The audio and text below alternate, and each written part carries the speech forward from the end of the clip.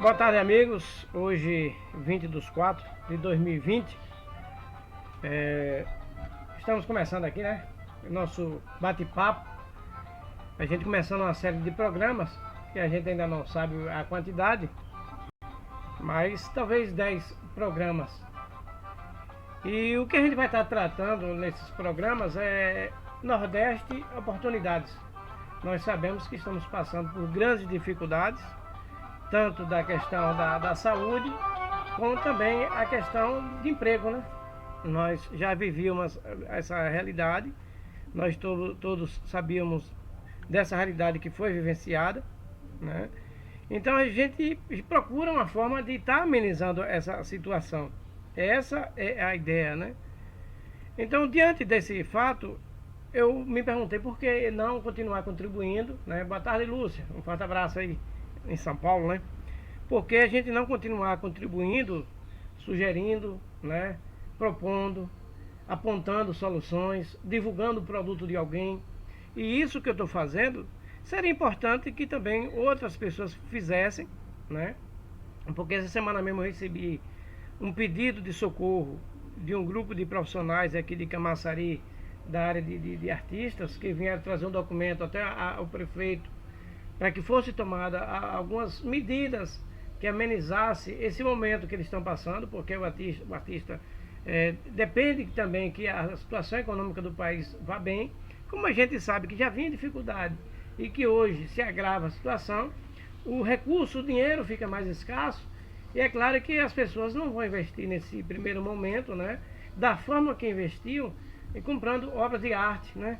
Então, esses profissionais, e são vários outros profissionais, o profissional que trabalha no circo, o artista de cinema, o artista de teatro, esses artistas também são prejudicados e eles sobrevivem da arte dele. Então, na realidade, eles buscam meio. Qual seria a solução? De que forma a gente pode estar apontando caminhos? Nós teríamos como fazer hoje um leilão virtual para estar contribuindo com essas pessoas, para que essas pessoas consigam vender seus quadros, vender suas artes. De que forma pode estar se apresentando? Porque os artistas profissionais, eles hoje estão conseguindo, né, fazer suas lives. Existem os grandes patrocínios, mas o pequeno não tem esse mesmo acesso a esse mundo digital. Ou se tem, ele não tem a quantidade de seguidores. Então a gente busca hoje esse tema, né? Ele vai estar discutindo durante aí toda essa semana esse tema, né? A gente pode ter mudança de horário do programa, porque também a gente está buscando outras atividades, mas a nossa ideia é essa, estar contribuindo. Se você tem uma sugestão, se você tem uma ideia de que forma possa estar amenizando esse momento que as pessoas precisam levar o alimento para sua casa e encontra dificuldade, se você tem uma sugestão, mande para cá, mande para mim. Se você tem um produto também que precisa ser divulgado, que você acha que é através dos nossos meios, nossa forma de comunicar, a gente também pode estar ajudando no meio de você vender o seu produto, também pode nos fazer contato, que a gente também vai estar fazendo questão de divulgar.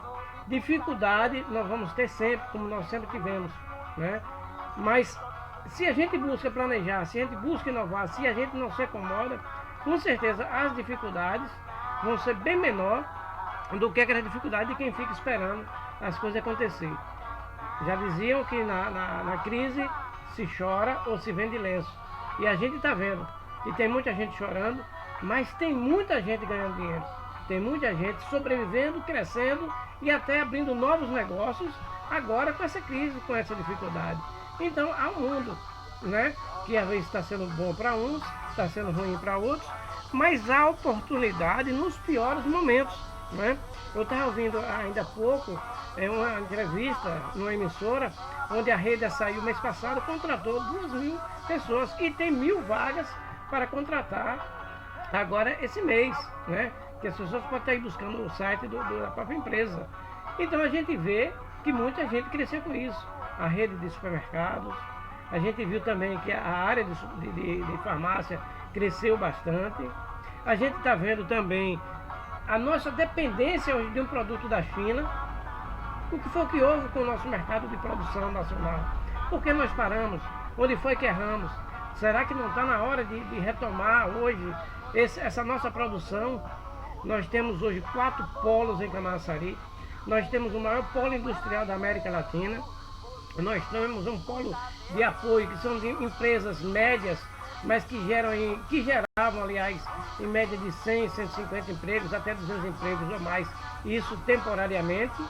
Nós temos o polo logístico, que não foi concluído, né? Que seria para vir também outra gama de empresas, mas só vi lá, parece que 2 ou 3 empresas, é uma área bastante grande, próximo ali a Boticário, né? E nós temos também o polo plástico, que é também uma área grande, que hoje tem várias empresas, fábricas, mas o pior de todos hoje está o polo de apoio. E essa é também uma realidade do CIA, né? Ali o CIA fica ali em São Luís de Salvador, naquele intervalo, e a gente vê que tem muita fábrica, muita empresa parada, que precisa retomar. Então, nesse momento de crise, nesse momento de dificuldade, é hora dos governantes, é hora dos empresários, é hora dos sindicatos parar. De que forma a gente pode estar retomando esse emprego, de que forma a gente pode estar retomando a nossa indústria. É preciso fazer uma reforma tributária. Mandar um abraço para Pedro Ribeiro. Forte abraço, Pedro. Obrigado pela companhia. Então é hora da gente repensar esse momento, porque nós depender da China, até por uma máscara. Você imagine, a gente depender da China para uma máscara. Por que isso? Nós abandonamos a nossa capacidade de produzir, nós matamos, nós massacramos nossos empresários. O nosso microempresário, nosso empresário hoje é visto como um bandido. Qual a relação que nós temos hoje, empresário e empregado, empregado e empregador? Então é preciso haver uma transformação, uma mudança de pensamento, saber que agora esse país, para sair dessa crise, dessa dificuldade, é necessário entendimento, governantes, empresários, né, sindicatos, os empregados também.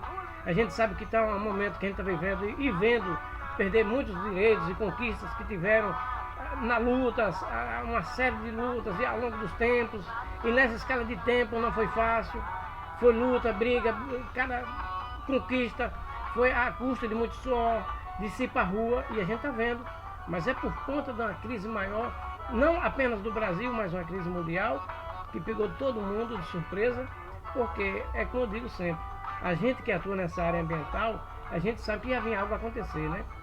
Roberto Araújo, o Brasil não muda nunca, o problema é a carga tributária aplicada nos produtos nacionais, fica inviável produzir quando o imposto supera o custo de produção, com certeza, né? Com certeza a gente vê aquele termômetro lá, né? Que mede o impostômetro na realidade, que mede a carga tributária, o excesso que é, entendeu? O quanto a gente vê de cada um produto, quando o empresário tira ali, o valor que cai aquele produto, quando você tira a carga tributária dele, seja no combustível, seja no alimento, seja em qualquer coisa, porque a nossa carga tributária, e isso sem contar no fator chamado bitributação, que a gente diz, não existe a bitributação, mas meu amigo, quando você produz lá no sul, que você vem até chegar no mercadinho, né, lá no interior, com certeza vai ver lá a bitributação, além da carga que já existe. Isso é fator. Quantos empresários hoje, entendeu? Já é um fato. Já são quase 10 mil empregos de brasileiros, né, de empresários brasileiros, que têm ido, né, lá do Paraguai, gerar lá seu produto lá e trazer de volta para o Brasil.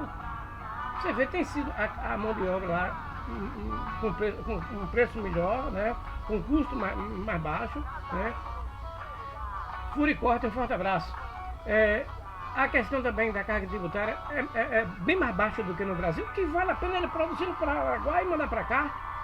A questão da nossa indústria nacional, da gente comprar um produto inoxidável, de você comprar um piso, de você comprar um eletrodoméstico, de você comprar uma peça íntima até, e quando você vai observar aquela peça íntima, aquela faca, aquele facão, né?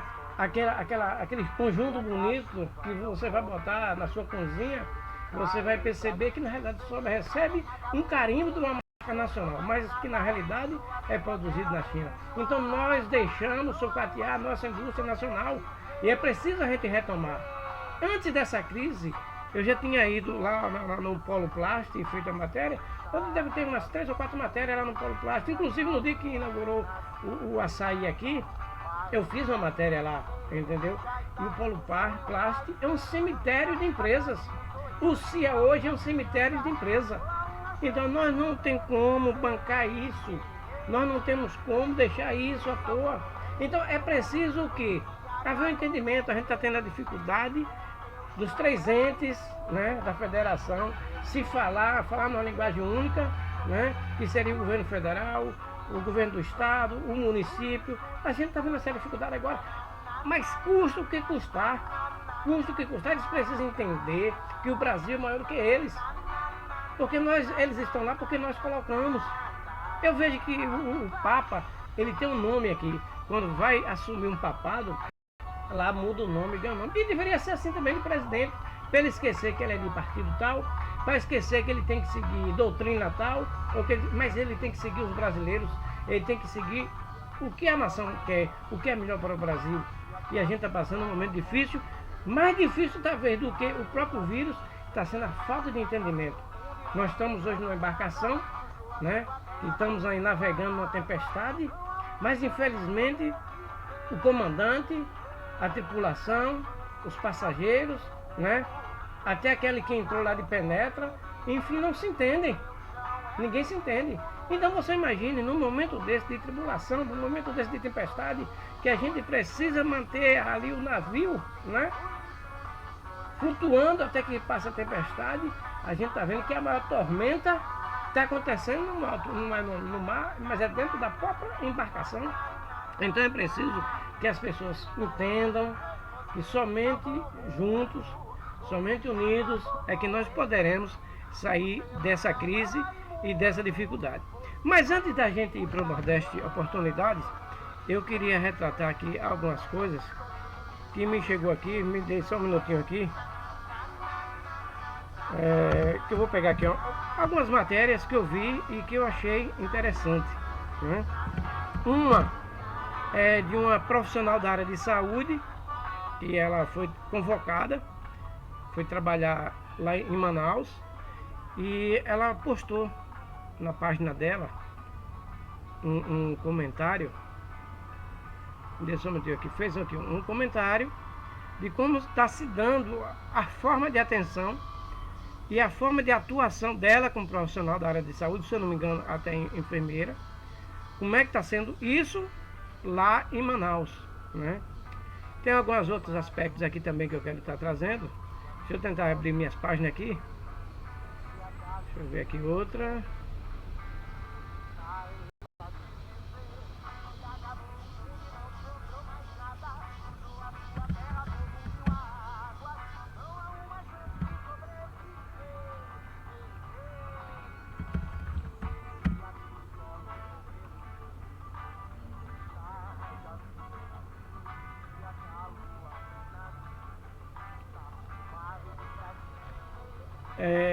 Há uma preocupação hoje grande, principalmente com essa mudança. Eu não sei como é que está, se o Ministério da Saúde nessa altura já está tendo aí alguma coletiva, né? Eu não sei, mas já tem virado um hábito em rotina das famílias, né? E as pessoas se reunirem esse horário para estar acompanhando os dados, as informações que eram prestados pelo Ministério da Saúde, né? Através da TV Brasil e outros canais que reproduziam aquela coletiva. E aquilo, de certo modo, mesmo que com dados negativos, com informações negativas, mas era passado, né, com tão assim detalhe, com tanta técnica, que de certo modo nos era até um alívio, né? A forma como os dados eram tratados, as perspectivas futuras, as incertezas, eles sabiam passar, que isso nos dava uma certa sensação de calma e de paciência. Eu vi que muita gente esperou no sábado e no domingo, isso não aconteceu. Eu não sei ainda como é que está aí, que eu estou aqui nessa live agora, mas realmente a gente gostaria que fosse mantido esse meio de comunicação, não só com a imprensa, mas com a própria população, porque era um meio de informação.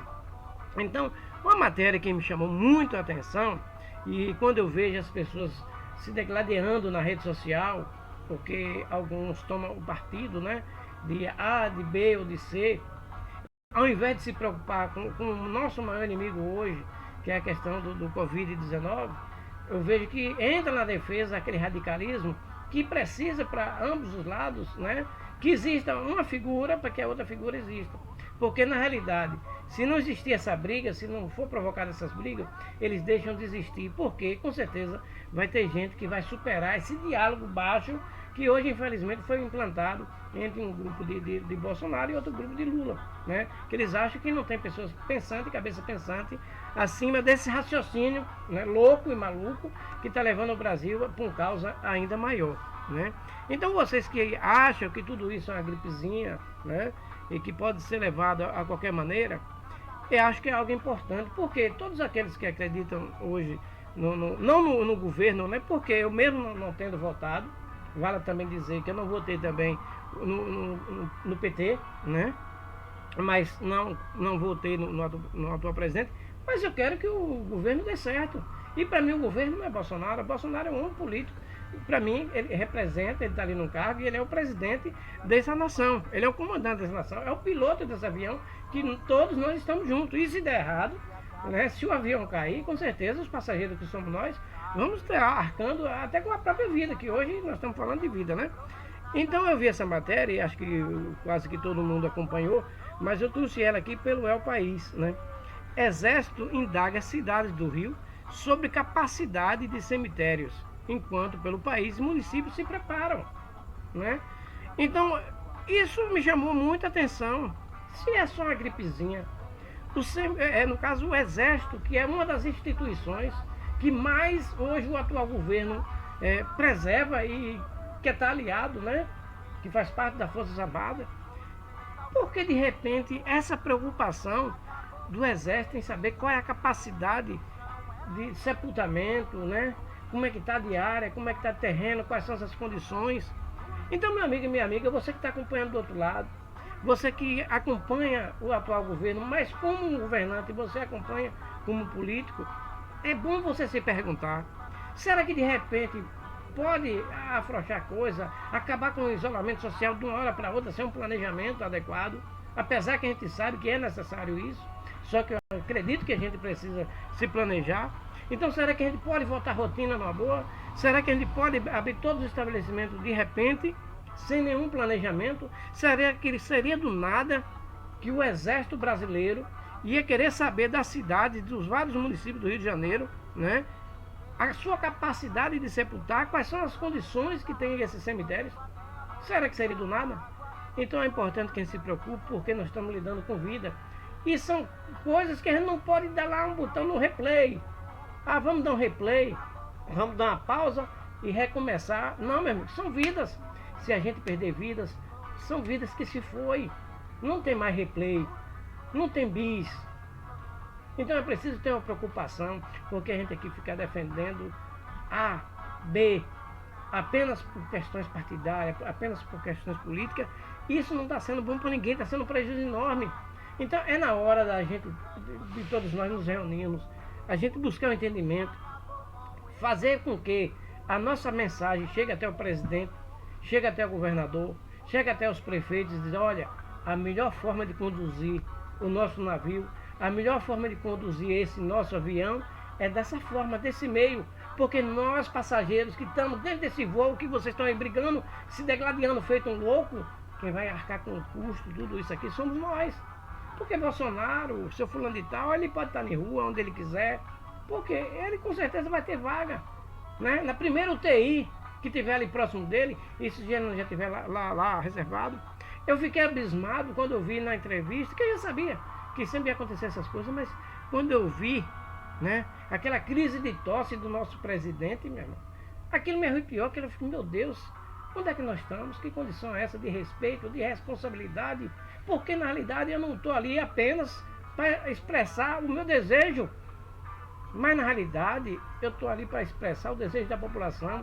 Eu sou representante do povo, eu sou um modelo para o próprio povo, eu sou a esperança de um povo. E que modelo, que esperança é essa que vai estar representando um homem que não estava bem da saúde, inclusive aquela tosse suspeita, que eu não sei qual é o caso, mas uma tosse suspeita e ir para de repente no meio da população, né, incitar. Ele disse, não falei que queria que desse o golpe militar. Sim, mas já diziam nossos pais, quem cala consente.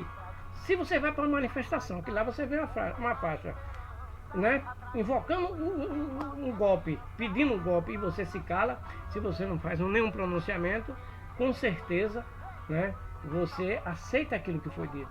Porque, como eu já dizia, quem cala consente.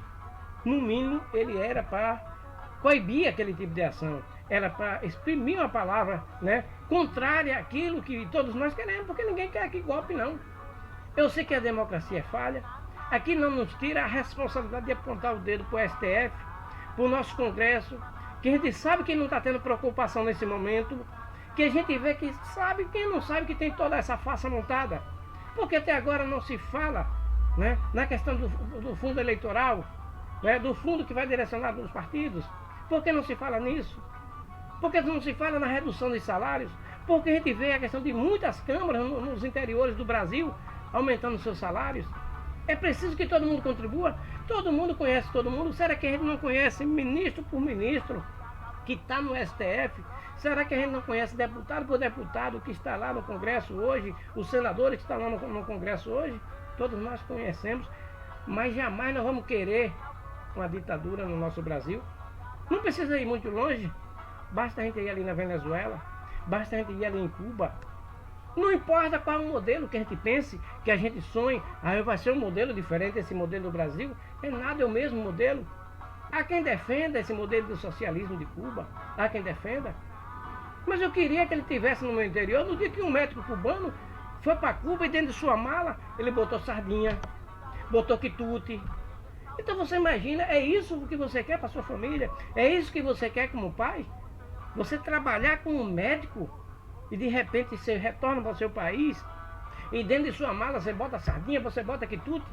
Na segunda viagem, quando você viaja, você bota dentro da sua mala uma TV de 14 polegadas e lá você depois faz um vídeo, consegue um vídeo na internet que talvez você tenha 20 minutos por dia, mostrando que praticamente a rua toda estava lá assistindo na televisão, 14 polegadas de um médico.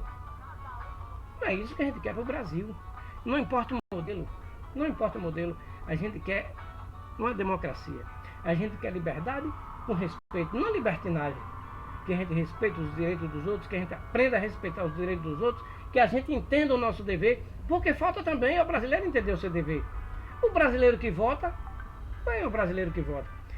Somos nós que tomamos um caminhão e a gente fica lá fazendo a foto, fazendo uma live bonita, ao invés de ajudar quem está lá debaixo da carga, né, sofrendo, porque ele também fez parte, é vítima daquele tombamento.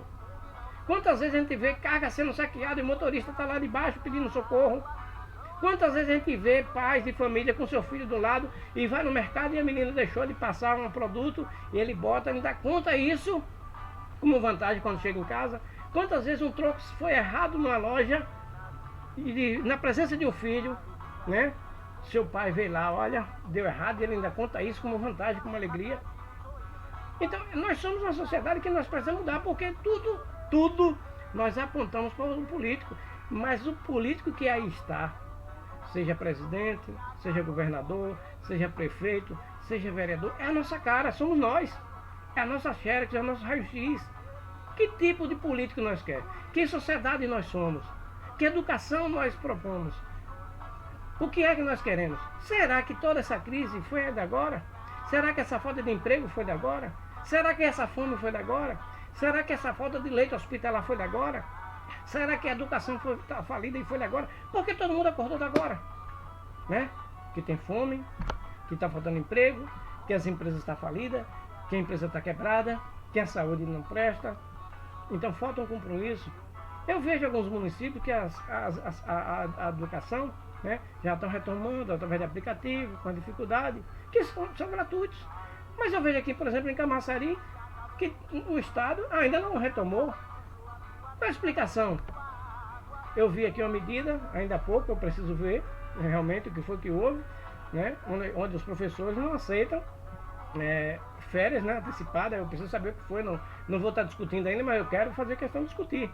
Porque é preciso que a gente também tenha a preocupação, não só com nossos filhos, mas com toda a sociedade, porque vai refletir diretamente na nossa vida. Outro dia eu estava conversando com uma pessoa. Ah, porque vai passar gente fome, vai ter dificuldade. Minha cidade, no período de dezembro, morreu em média de 13 jovens. 13 jovens. Um cemitério novo, hoje que 70% está ocupado por meninos aí de 18 a 25 anos. E eu te pergunto, será que foi o que é isso? É porque está bem? Está tudo maravilhoso? É porque tem emprego? É porque tem oportunidade? É porque tem esporte? É porque tem lazer nessa cidade? Você para e analisa.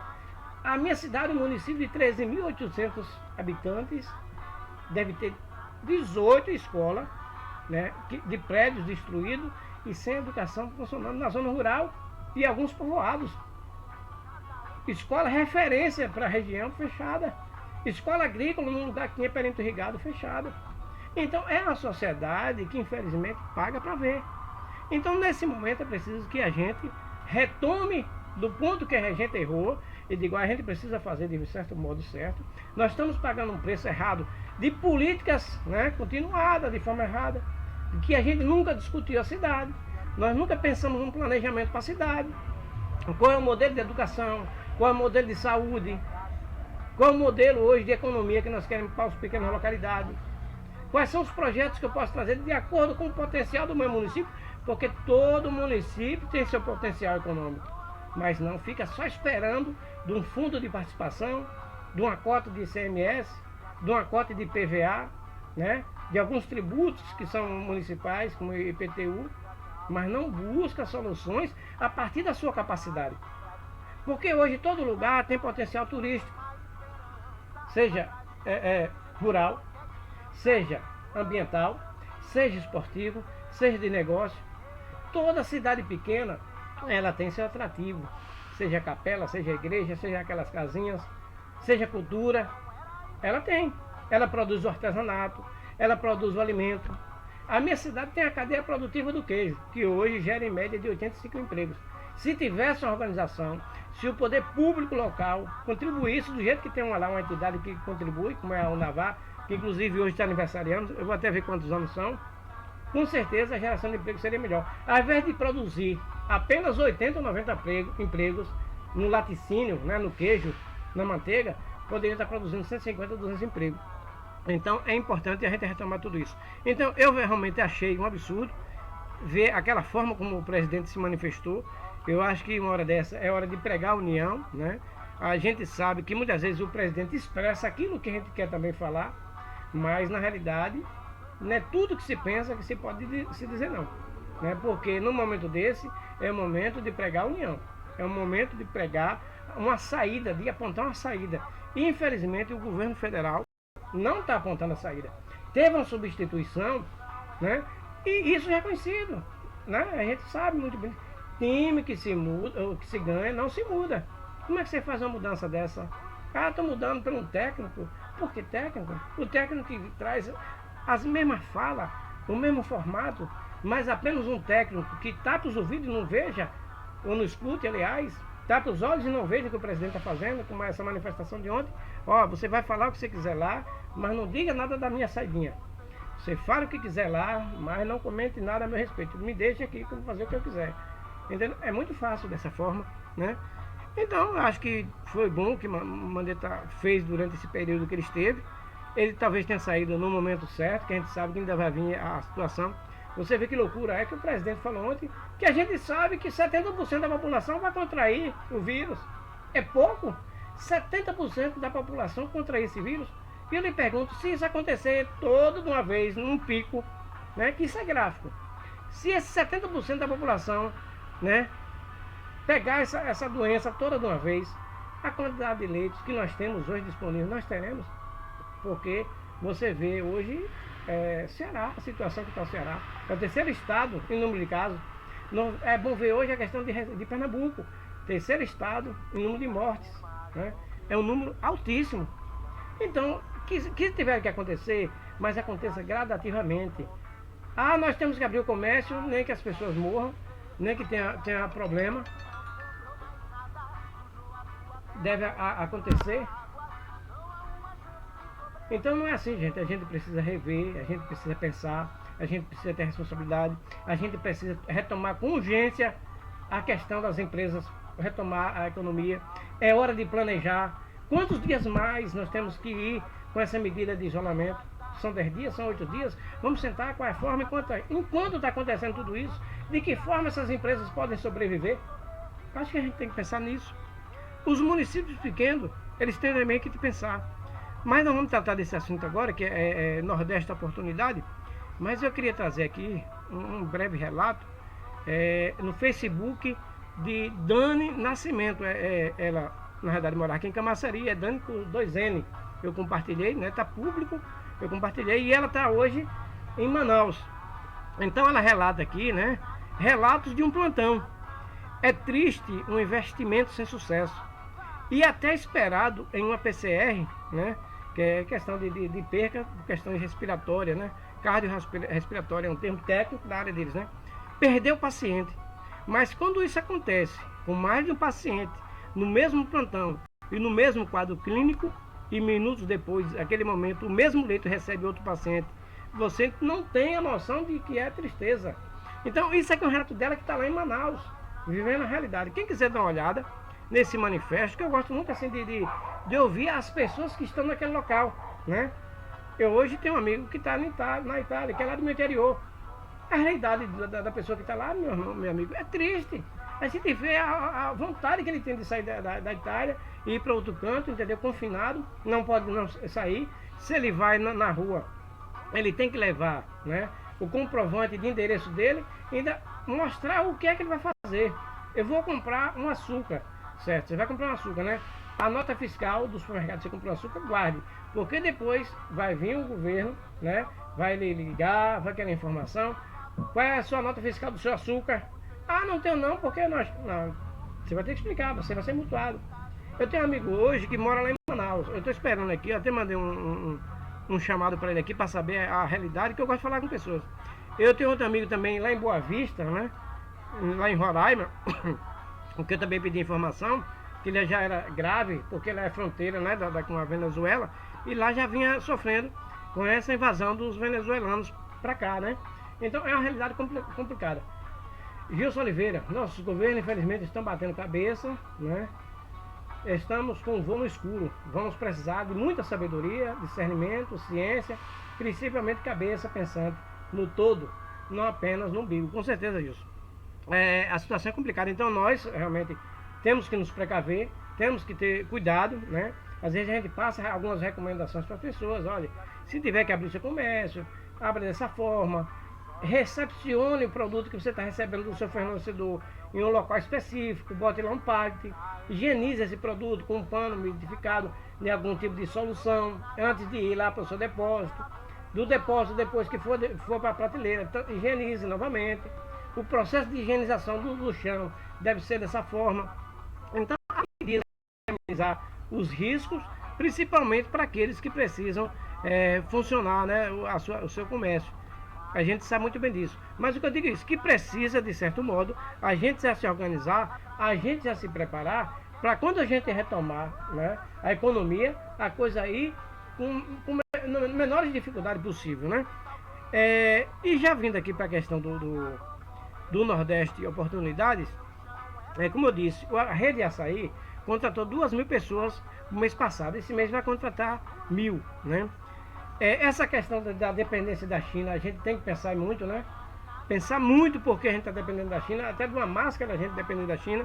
Nós temos um potencial muito grande, como eu disse, as faculdades estão aí. Você vê que as faculdades estão sempre inventando equipamentos, né? Recentemente teve uma da Paraíba que criou um respirador que saiu a menos de R$1.000, se eu não me engano. Então, quem é a empresa, quem é a fábrica que quer produzir em grande escala? Porque nós estamos criando novos costumes. Nós vamos sair agora dessa crise, né, que nós estamos, da crise de saúde que nós estamos, com novos costumes. Como eu disse, eu via na TV os chineses usando aquelas máscaras por questão de poluição. Há quanto tempo? Eles dizem, meu Deus, será que você tem que conviver com isso, né? Infelizmente, hoje nós já vamos sair disso tudo, tendo que talvez utilizar a máscara por um longo período, ou até talvez entre na nossa rotina, né, de estar utilizando a máscara. Eu acredito que muita coisa vai mudar. O álcool vai passar a ser mais utilizado, né? Não vai ser uma vez ou outra, mas vai estar sendo introduzido nesse costume nosso do dia a dia de utilizar o álcool, novos hábitos de higiene, tudo isso. Nós vamos ter que pensar na questão da coleta seletiva, da educação ambiental, porque nós estamos passando a produzir muito mais lixo, cada vez mais. Nós estamos também consumindo muito mais água, a gente precisa se reeducar no consumo da água, né? Inclusive vai vir a conta bem mais cara, eu acredito, esse mês, apesar que o governo aí fez algumas anistias, né, para algumas determinadas classes da população, mas de qualquer maneira isso não vai ser para sempre, né? Uma outra coisa também, que é bom, sempre importante a gente frisar, os prefeitos da cidade pequena, eu acho que já é importante se planejar. Jacobina já abriu hoje o seu comércio. Eu não sei se foi uma boa ideia abrir de repente, né? Mas eu não conheço a realidade local. Como os governos estão deixando muitas dessas tomadas de decisões a nível local, até porque é o prefeito, é o vereador, é a população local que sabe a realidade. Jacobina, no primeiro momento, né, a própria população não queria que funcionasse o comércio, né? Mas agora, eu não sei como é que foi, eu sei que hoje voltou a funcionar. Agora, minha preocupação é essa. Será que foi orientado os comerciantes da forma de como deve se proceder? Houve uma educação antecipada antes de retomar esse comércio, juntamente com a CDL, com as associações comerciais? Será que vai haver um processo de fiscalização? Porque eu vi aqui uma matéria que alguém de Portugal compartilhou, e eu compartilhei também, mas segundo o doutor Fábio, na verdade, é num supermercado na Alemanha, onde ficava, né, uma pessoa na entrada com álcool gel, uma máscara, né, limpando o carrinho, higienizando o carrinho, né? Então nós temos que tomar algumas dessas medidas agora, né? A previsão é essa. Então, se vai abrir, então quais são os riscos que nós podemos amenizar para não trazer uma série de consequências ainda maior para a população? Porque você imagina se lá adiante a gente tiver um surto. Todo esse sacrifício que foi feito até agora, todo o recurso que foi recolocado agora, a gente perder tudo isso e, além disso, ainda perder vidas. Então nós temos que ter cuidado a cada uma dessa medida. A gente sabe que o impacto é muito grande para o pequeno empresário, né? Porque o pequeno empresário já vinha respirando com água aqui. É como a gente estivesse numa lagoa com água aqui. Então vem aquela maletinha e a gente sente, né? Não é uma maleta grande, mas a gente sente. Imagina uma maleta dessa, né? Uma onda dessa, né? E que vem sofrendo, porque nós já tivemos uma crise 2008 e 2009, que não foi pequena, né? Foi uma crise internacional grande e impactou todo mundo, toda a cadeia produtiva, né? Quem teve menos impacto foi aquele regiões que produzem produtos alimentícios, mas a indústria sofreu demais, né? E isso tudo a gente não conseguiu ainda respirar com uma certa tranquilidade. Então vem agora essa crise do coronavírus, nós estamos sofrendo muito mais, mas é preciso ter um planejamento. Nós vamos liberar o comércio para abrir, é preciso liberar o comércio para abrir, é preciso abrir as feiras livres novamente. De que forma? Eu vou botar a barraca de verdura em outra rua, eu vou botar aqui a barraca de tecido em outra rua, o alimento que é manipulado e produzido, eu já vou botar aqui em um local fechado, onde tem a forma de higienizar. Eu vou botar mais pias, né, onde as pessoas no público possam estar higienizando as suas mãos. Tem que se pensar agora, porque senão daqui a pouco, imagine, já pode abrir na quarta-feira, sim, e vai abrir de qualquer forma, de qualquer jeito, acabou tudo, o problema, não tem mais problema, o vírus já decidiu. A gente controla o vírus diz, não, eu vou embora, não vou mais prejudicar vocês, eu estou indo, já fiz um acordo, porque eu não entendo assim, né? Acordo tem lá no STF, tem lá no Congresso, mas com o vírus eu não entendo que tem acordo, tem medidas. Então é preciso que tenha medidas. Então eu acredito que é uma situação difícil, não é fácil, mas nós temos saída. Se a gente entender que o motor de saída para essa solução, para esse problema, está em cada um dos municípios. Cada um dos municípios. A gente não pensar que a solução hoje vem do governo federal apenas, vem do governo estadual apenas, ou vem do próprio prefeito. Vem deles tudo, mas principalmente da local ali, ó. Porque o país acontece a partir da rua, a partir do bairro, a partir da cidade. Então é importante, senhor prefeito, eu quero chamar a atenção do senhor prefeito, senhores vereadores, de todas as cidades do Nordeste, principalmente aquelas que fazem parte do polígono da seca, do semiárido, né? Que fazem parte desse Nordeste que é bem diferenciado. Às vezes a gente chega aqui no Nordeste chamado Salvador, o Recôncavo, que tem assim uma cultura diferenciada, né? Tem uma economia diferenciada, tem um clima diferenciado do que aquele nosso, né? Que ocorre de Aracaju, subindo até lá Rio Grande do Norte, né? O próprio Maranhão já é um pouco diferenciado, já parecido mais com o Pará. Mas se a gente pega ali o norte de Minas e vindo ali a faixa de Feira de Santana, esse é realmente o verdadeiro sertão nordeste, o sertão esturricado, que precisa ter um tratamento diferenciado. Então eu estou construindo um projeto, já falei com o presidente do consórcio do Jacuípe, né, doutor Ney, ficou até de ver com secretários. Estou falando com alguns secretários, já alguns amigos. Eu estou construindo um projeto, e isso vai ser de graça, para aquele que quiser, que é chamado produção assistida, né? É um modelo parecido com aquilo que a gente já fazia no tempo dos nossos pais, que é o meeiro.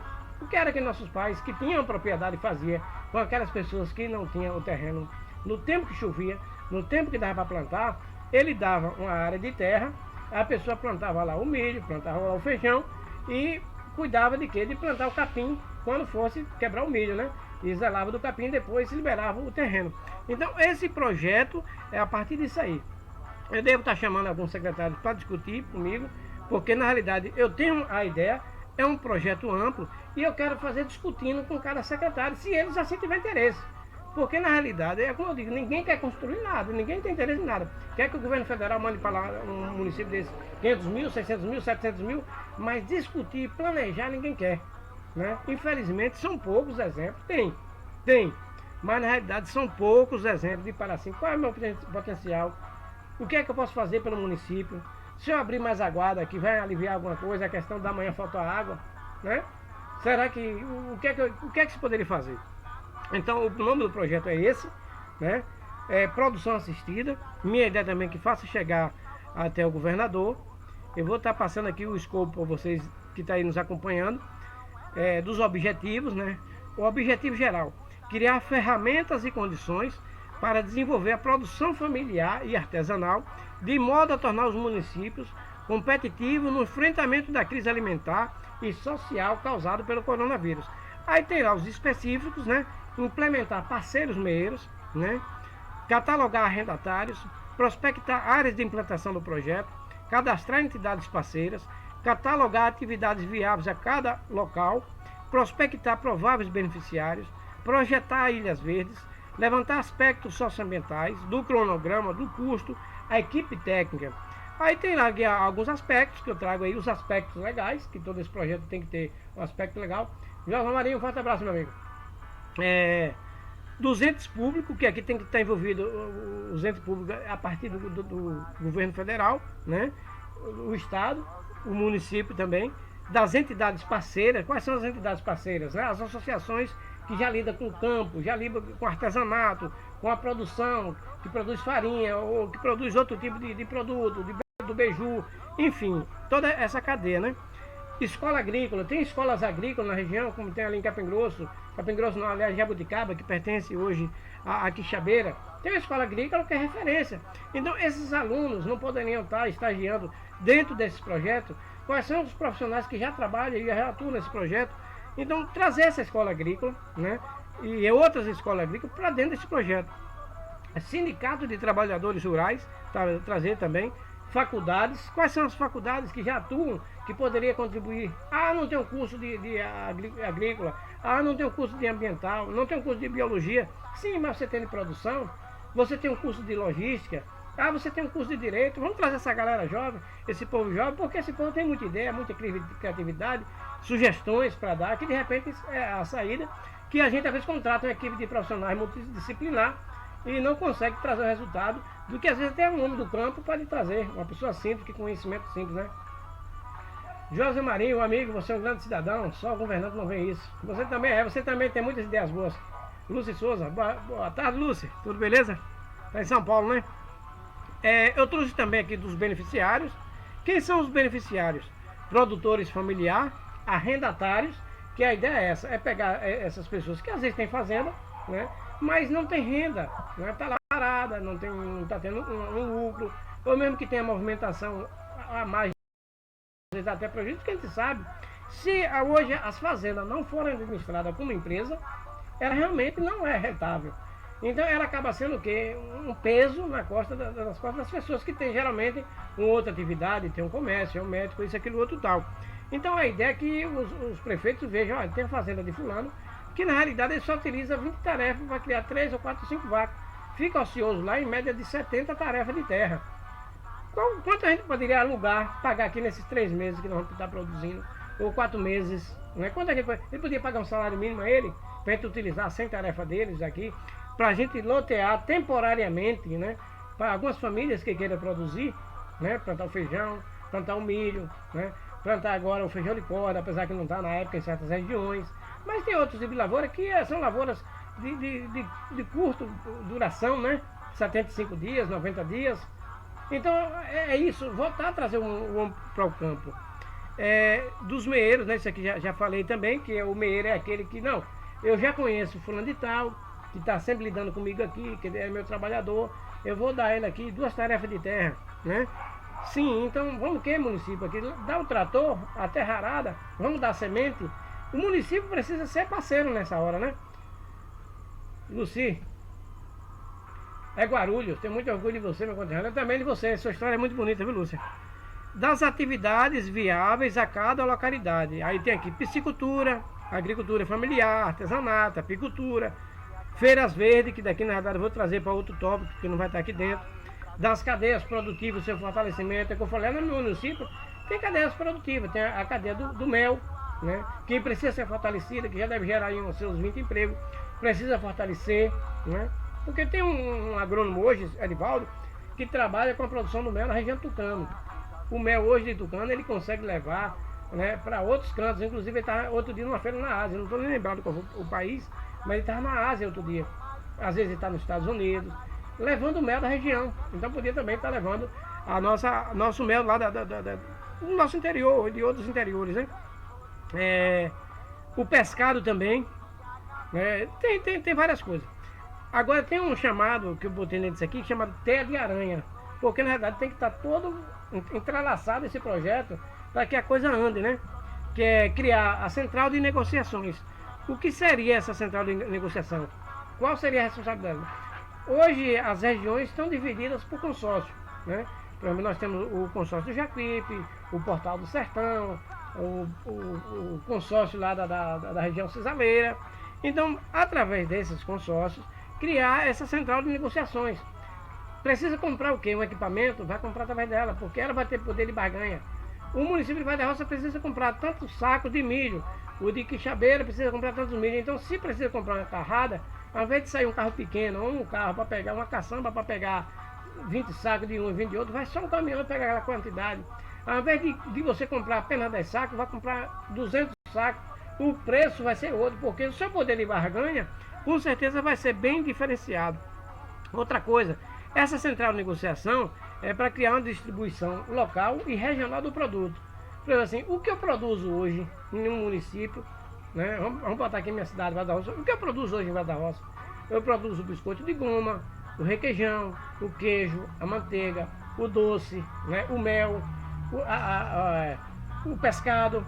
Então, esse produto, o que é que eu posso inserir dentro do mercado? Eu não consigo consumir ele todo ali no meu município. Pronto. Então aqui eu vou conseguir mandar para a equipe do consórcio a nível regional.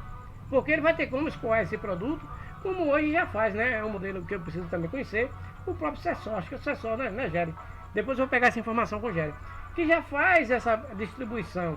Hoje a gente vê que já tem, se eu não me engano, um núcleo do Sessor no Shopping Barra, né? Que tem uma loja lá, que é produto de várias regiões, né? Que eles levam e colocam nessa loja. Então essa central de negociação é justamente isso, né? Vender, comprar, abrir espaço, feiras, essa coisa toda. As Ilhas Verdes, a ideia é que a gente também crie Ilhas Verdes, que o pessoal vai fazer todo esse projeto. Eu conheço muita área que já está degradada, em processo de desertificação, né? Naquela região de Capim Grosso, de Vaz da Roça, de São José, há muito processo avançado já de desertificação. Então, dentro desse projeto, também já vai se fazer um processo de recuperação. Tanto da questão de você reaproveitar alguns materiais que você tem de lixão, que isso é fácil, dá para você fazer, né? No material de compostagem que existe, que é natural. Toda cidade hoje, ela produz restos de alimentos de feira livre, as podas, a capina, a roçagem, que tudo isso podia estar virando, e como se transforma em adubo, se você chegar hoje, né, no lixão, todo lixão tem lá uma riqueza de material orgânico, de compostagem, de adubo, que é jogado ao nada, é misturado com vidro, com plástico, e isso poderia, de certo modo, ser aproveitado dentro desse projeto, né? Você já está trabalhando também a questão ambiental de dar um novo formato nesse lixão que já era para ter sido encerrado desde 2010. Então essa é a ideia. A questão da caprinocultura, eu não sei se foi o governo, eu não vou citar nenhum governo, mas foi um governo bem anterior, que dentro desse projeto, as famílias que estiverem participando, por que você não dá lá uma cabra? Isso já foi feito anteriormente por um governo, né? Eu não sei se foi no governo de Paulo Souto, e ele colocou lá, ele deu uma cabra de leite a cada uma dessas famílias. Então, quem são as famílias beneficiadas desses projetos? Que vão estar plantando, produzindo. Então, por que a gente não pega uma cabra de leite e dá a cada uma dessa família? Porque ela vai ter como lá tomar seu leite, beber seu leite, a criança, né?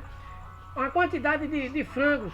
A gente não poderia dar aqui uma quantidade de frangos, né? A cada uma dessas famílias beneficiadas.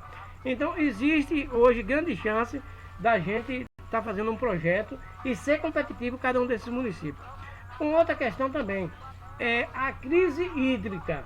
Eu vejo a cada dia políticos criando novos projetos para atender a população. Meu grande amigo Hérito, grande empresário Hérito, né, lá na nossa Chapada. Isso aí é um homem de visão. Então, gente, a gente vê o seguinte. A gente vê muitos políticos, conseguir água encanada para o povoado de tal. Conseguir a adutora tal, né? A gente vê isso, mas não vê a preocupação. Sim, eu consegui, porque isso quer dizer que eu vou botar uma tubulação, que eu vou fazer uma inclinação. Mas a caixa d'água está garantida? Além da caixa d'água, está garantida a água naquela caixa d'água, no reservatório? Como é que está a água do meu rio? Porque eu estou vendo sempre isso, né? Pleiteando um projeto para atender a população, faz um lançamento e aparece mais. Mas na verdade eu pergunto assim, a preocupação com o corpo político de onde vai abastecer aquela população tem a capacidade? Porque no meu município mesmo tem uma pequena povoação que a tubulação passa na frente e não atenderam aquela população porque diz que não tem capacidade. Como é que você vai alimentar uma população? Você passa por um povoado e você não abastece aquela população, então faltou planejamento. Nós temos a terceira barragem do estado, que é a barragem do Jacuípe, e está lá abandonada. Hoje acho que talvez 5 ou 6%, que choveu bastante. Quer dizer, você gastou tanto dinheiro para jogar no mato, aí veio fazendo outras barragens, né? A jusante. E lá vai matando uma barragem matando a outra. Só lá no município são 2 barragens praticamente mortas que você tem que recuperar. Então a ideia é que a gente faça um mapeamento do potencial hídrico nesses municípios. E isso aí através do governo do estado, através da SERB, que tem grandes profissionais, e pegar os municípios. Eu vou pegar aqui do norte a sul. O que é que eu tenho aqui? Eu tenho a lagoa. Se eu dragar essa lagoa, quantos metros cúbicos de água eu vou ter aqui? O material que eu tirei aqui para dragar, eu já posso utilizar ali no riacho perto para fazer um pequeno barramento. Ali adiante já tem um lajedo, dá para fazer um caldeirão, como é chamado no interior. Eu tenho aqui uma cacimba, que ela produz apenas 500 litros de água a hora. Mas se eu aprofundar ela mais, eu tenho como aumentar essa capacidade. A água dessa cacimba é salobre, mas se eu montar um dessalinizador, eu vou poder tá consumindo essa água, eu vou poder fazer aqui um projeto de irrigação para aquela população que está ali. E assim você vai vendo. Porque a partir daí vai o quê? O consórcio comprar equipamentos, máquinas que possa estar abrindo água para a população consumir ali próximo. Porque a gente vê, vamos fazer a transposição do São Francisco para o Rio Jacuípe, vamos trazer a água do São Francisco lá para a cabeça do ferrodôdio, que abastece, que é onde nasce o Rio Jacuípe. A gente vê esses projetos, mas gente, olha, nós perdemos ainda 45% da captação da água que é feita do rio até chegar no consumidor. Há uma perda muito grande, fora a questão da corrupção que existe nisso tudo. Quando você planeja gastar 10 milhões, na realidade só chega a cá 2 ou 3, e aí vem aditivo, e as obras ficam lá paradas, e a gente vê praticamente tudo sucateado, né? Então a gente precisa pensar direito que a solução da crise hídrica é justamente local. Porque quase que todos esses municípios hoje, do nosso Nordeste, do nosso Sertão, né, tem local para fazer aguadas, né? De você fazer reservatórios superficiais e artificial, né? Seja o açude, seja a barragem. Tem como a gente fazer poços. Então acho que a gente precisa se preocupar nesse sentido de fazer um local próximo onde eu vou consumir água. E outra coisa, gestão de água. Hoje a gente já sabe que já existem tecnologias que numa planta para uma produção eu consumia até final 1.000 litros de água. mas com outro sistema, um gotejamento, outra maneira, eu vou consumir apenas 50 litros, 200 litros. Então é preciso a gente pensar na questão da gestão da água. Eu posso reutilizar a água? De que forma eu vou estar reutilizando a água? Então é preciso pensar justamente nessa questão toda. Então esse projeto está aqui, na realidade ele já está aqui o corpo dele, né? Mas a gente precisa montar. E eu quero montar isso com os secretários. O secretário que quiser aí conhecer, quiser sugestão, eu vou precisar também da sugestão dessas pessoas, porque não estou fazendo um projeto para mim, estou fazendo para esses municípios. Porque não adianta a gente ficar chorando, prefeito reclamando, dizendo que não tem solução, porque tem solução. Com certeza tem solução, né? Tem solução, os municípios têm potencial para isso, o meu mesmo tem, um lugar que tem um perímetro irrigado, que hoje gera 300 empregos, com capacidade de gerar ainda mais, tem condição, um lugar que produz artesanato de barro, um lugar que o pessoal produz e tem a cadeia produtiva de mel, de laticínios, de produtos derivados do queijo, tem com certeza, entendeu? Grande Elber, grande figura, né? Um grande mestre. Então, gente, é importante isso, a gente entender que a gente tem como sair dessa crise se a gente for autossuficiente. Qual é a moeda que vai nos faltar amanhã? Vai nos faltar dinheiro? Né? Vai nos faltar dinheiro? Vai, mas nós podemos ter uma moeda mais importante que é o alimento. O que não pode é faltar o alimento, porque o próprio alimento pode ser moeda de barganha, né? A gente vai ter que voltar ao período do escambo, né, Elber? A gente vai ter que voltar para o período do escambo. Se tiver que voltar, volte. Mas não nos falte as dispensas cheias. E isso era assim no tempo dos avós da gente, né? O Alamarim tinha um quarto que tinha lá um caixão de farinha, que era em média de 30 sacos de farinha, que era guardado lá, armazenado de tempo a tempo, né? Na dispensa, né, que toda cozinha que você tinha uma dispensa, tinha um barril de 200 litros, onde lá você tinha lá 2, 3 sacos de farinha no barril lá, guardado. Dentro dessa farinha você tinha lá 5, 6 rapadurão que tinha guardada. Você acompanhava no redor da dispensa, que isso, minha avó era muito organizada, ela já tinha lá doces, ela tinha lá aquele beiju. Quer dizer, o alimento não faltava, faltava dinheiro, mas o alimento não faltava. E era aquele tempo que se repartia. Você matava um porco, vou mandar ali um quarto para compadre fulano, para compadre Beltrano, e de lá também vinha, né? Vinha sempre algum produto. Eu produzi farinha, vou mandar aqui 2 quartas para meu compadre fulano, vou mandar 2 pratos para compadre Beltrano. Arranquei o feijão, fulano não tem feijão assim não. Leva ali, menino, meio saco de feijão, tá entendendo? Nós não tínhamos dificuldade, apesar de tudo, né? Das dificuldades que nós passamos. Teve período de seca, teve crises. Essa crise não foi a primeira, nem vai ser a única, né? Nós tivemos dificuldade no congelamento, naquele período de Sarney, que você tinha o dinheiro e você não tinha um produto para comprar, as prateleiras vazias. Hoje não. Tá aí as prateleiras, tem um produto, o preço está caindo, mas é importante que a gente entenda que essa dificuldade econômica vai ser a partir do momento que a gente produza, né? Se a gente produzir em cada um desses recantos, com certeza as coisas vai estar sendo, né? A economia vai estar sendo recuperada com maior facilidade. Agora, se a gente ficar esperando só do governo federal, do governo do estado, entendeu? Se os municípios não cair para dentro, os prefeitos cair para dentro, os vereadores, vamos fazer uma redução aqui no salário, entendeu?